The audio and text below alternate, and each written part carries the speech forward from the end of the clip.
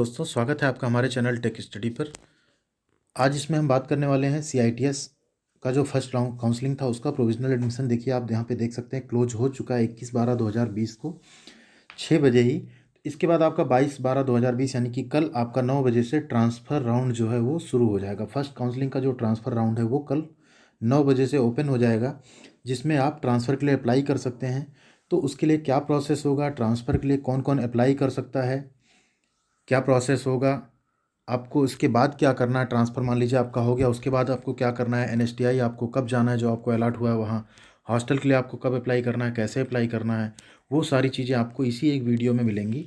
तो इस वीडियो को आप अंतिम तक ज़रूर देखिए और चैनल को अगर अभी तक सब्सक्राइब नहीं किया है तो सब्सक्राइब भी कर लीजिए। तो यहाँ पे आप देख सकते हैं प्रोविज़नल एडमिशन। अगर यहाँ हम बात करें प्रोविज़नल एडमिशन की, तो वही कैंडिडेट यहाँ पे ट्रांसफ़र के लिए एलिजिबल होंगे जो अपना प्रोविज़नल एडमिशन नियरेस्ट NSTI में जाकर ले चुके होंगे। तो आप अगर नियरेस्ट NSTI में गए हैं तो आप वहाँ पे ऑब्वियस सी बात है एडमिशन ले चुके होंगे, आपने फ़ी पेमेंट भी कर दिया होगा। इसके बाद आपके वहाँ पे जो सारे डॉक्यूमेंट भी वेरीफाई हो गए होंगे।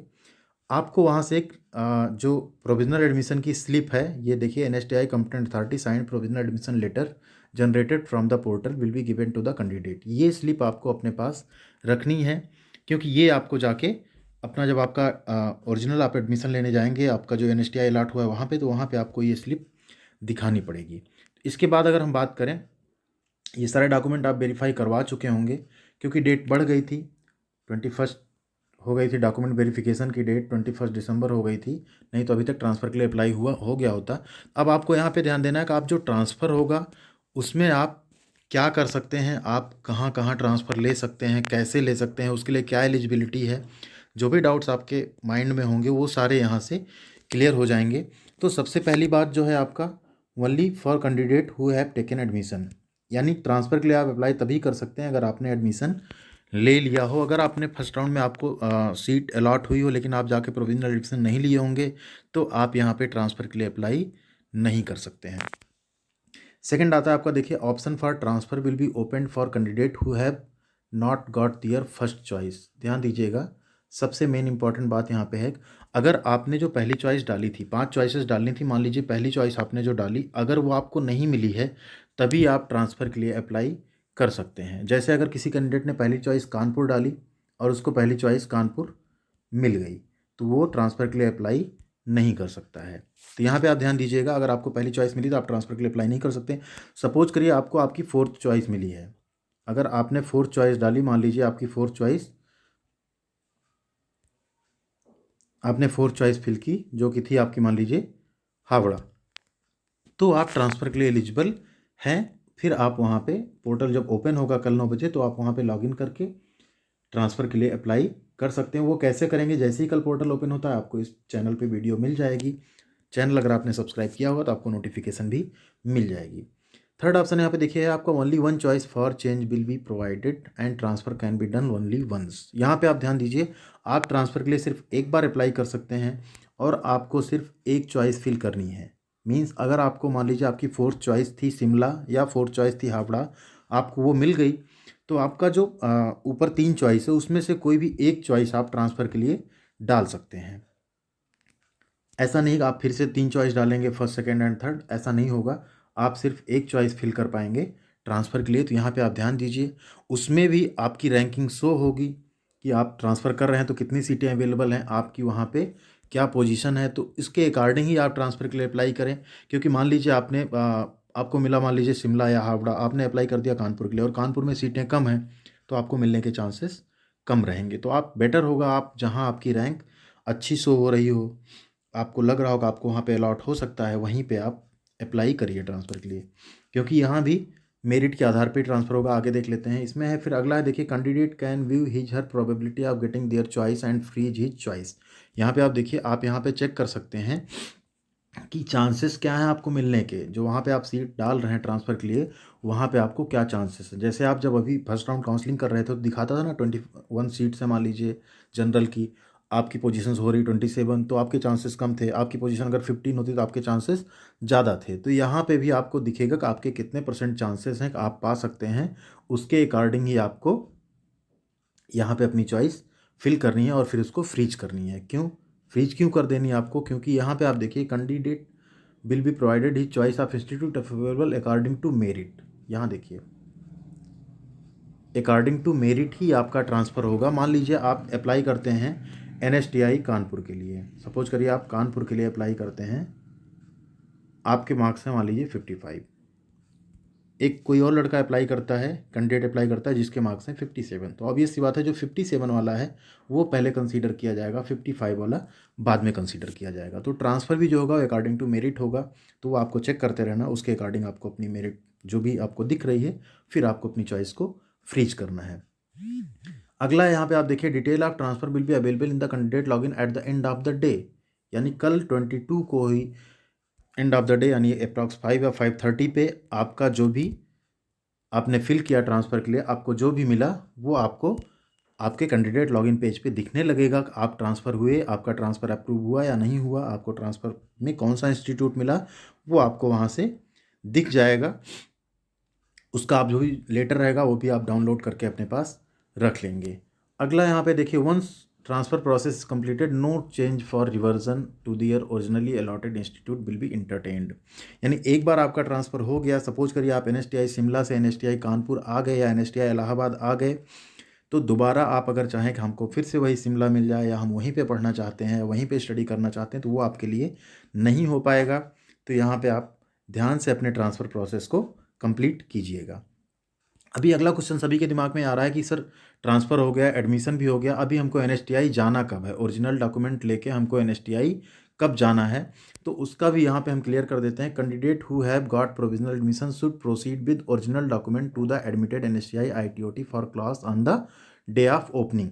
यहाँ पे देखिए क्लियरली लिखा हुआ है कि जो ओपनिंग का जब डे ऑफ ओपनिंग है क्लास का तब आपको वहाँ पे जाना है।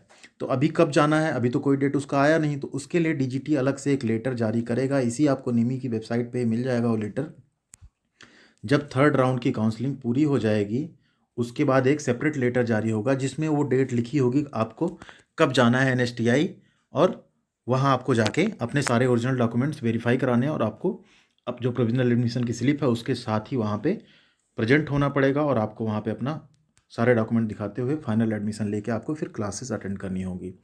अभी एक क्वेश्चन और आ रहा होगा सबके दिमाग में कि हॉस्टल के लिए कैसे अप्लाई होगा, क्योंकि हम जहाँ पे वेरिफिकेशन कराने गए वहाँ तो हॉस्टल के लिए कोई चीज़ था ही नहीं।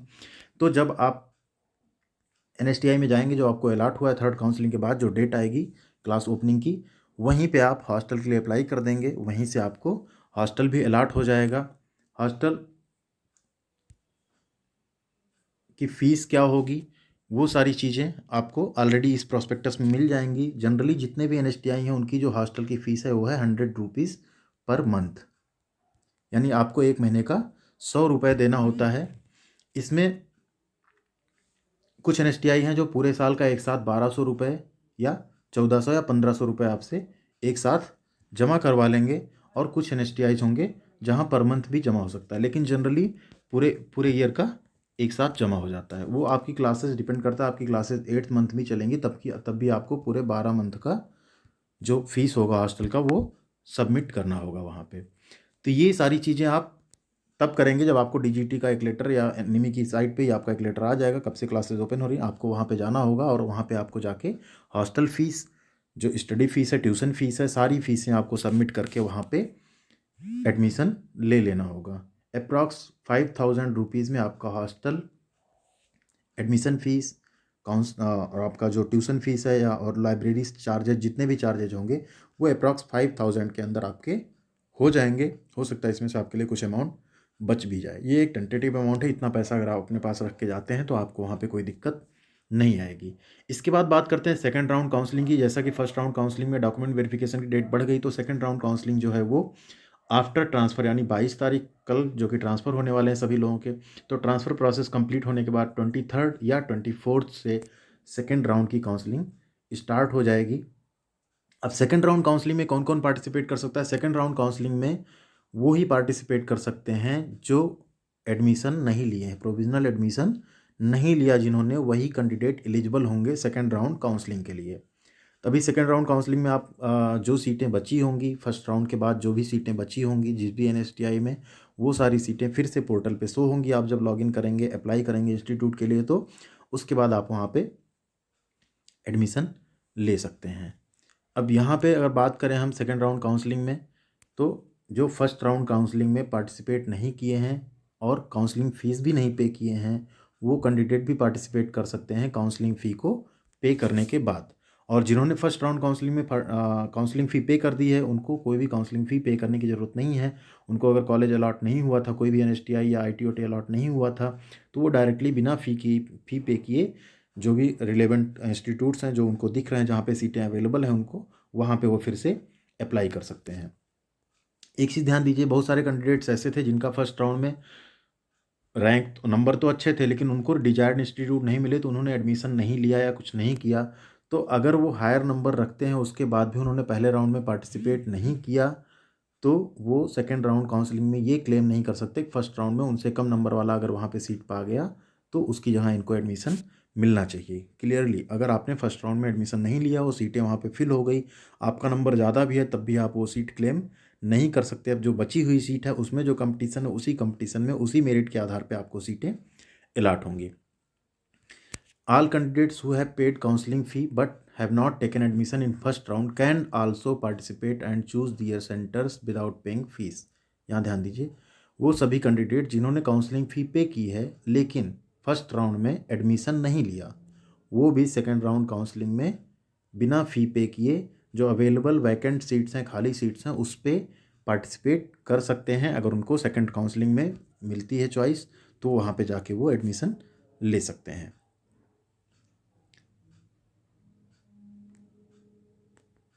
सेम अगला प्रोसेस होगा सेकंड राउंड काउंसलिंग में भी। अगर आपकी फर्स्ट चॉइस नहीं मिलती तो आप ट्रांसफ़र के लिए अप्लाई कर सकते हैं, जैसा कि हमने पहले ही वीडियो में बता दिया था, वो सारी चीज़ें आप कर सकते हैं। तो इस तरह से इस वीडियो में आपको फर्स्ट राउंड काउंसलिंग, उसके ट्रांसफ़र और सभी चीज़ों के बारे में बताया गया। जैसे ही फर्स्ट राउंड का कल ट्रांसफ़र प्रोसेस शुरू होगा, हम उस पर एक वीडियो बना देंगे जो कि चैनल पे आ जाएगी। आप उसको देख के अपना ट्रांसफ़र के लिए अप्लाई कर सकते हैं। उसके बाद सेकंड राउंड जब काउंसलिंग होगी, उसके ऊपर भी हम एक वीडियो ज़रूर बनाएंगे। तब तक के लिए जय हिंद, जय भारत।